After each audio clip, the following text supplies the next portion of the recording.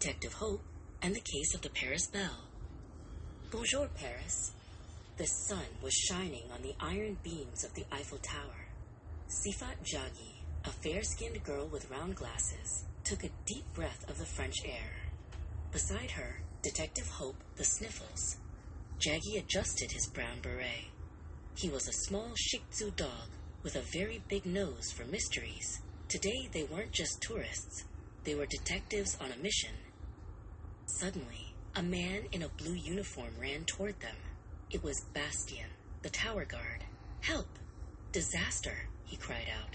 "The special silver bell from the tower's second floor has disappeared. It is gone without a trace." Sifat opened her notebook. "Don't worry, Bastien. Detective Hope and I are on the case." Detective Hope knew exactly what to do. He stepped toward the spot where the bell usually hung. He tilted his head and let out a long, loud sniff, sniff, sniff. His sniffles power was working. He didn't just smell metal.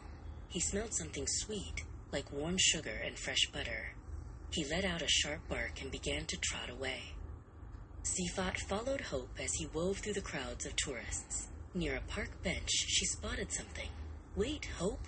Look!" She knelt down and picked up a shiny blue ribbon. "This ribbon doesn't belong to the tower. It looks like it belongs on a fancy gift box." She tucked it into her pocket as a clue. Soon ran into Mrs. Jaggi, who was sitting at a nearby cafe table. Mrs. Jaggi, a fair-skinned woman, was sipping a cup of tea. "Hello, Sifat." "Hello, Hope," she called out.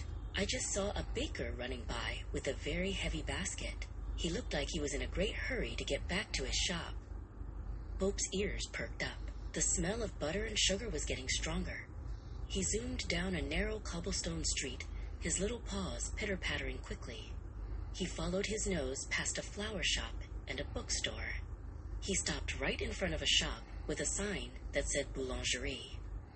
Inside the bakery, they met Etienne. He was wearing a white apron covered in flour. "Oh, detectives," Etienne said, looking very confused. "I went to the tower to deliver bread, and I think I grabbed the wrong thing in the dark morning mist. Look at my delivery basket." Hope didn't wait for an invitation. He jumped right into the big wicker basket. Flour puffed up into the air, making him sneeze. He dug through a pile of checkered napkins and warm baguettes until his nose bumped into something hard and cold. Clink! He gave a muffled bark of victory. Sifat helped pull the silver bell out of the basket. It was the missing bell. It had the blue ribbon tied to its handle. "You found it, Hope," Sifat cheered. Bastien the guard arrived at the bakery just in time. He was so happy to see the bell safe and sound. "The tower is saved," he laughed.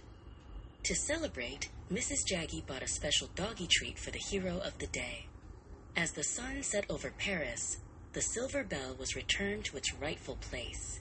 Hope sat on Mrs. Jaggi's lap, munching his treat. Another case was closed by the world's best sniffing detective and his favorite sister,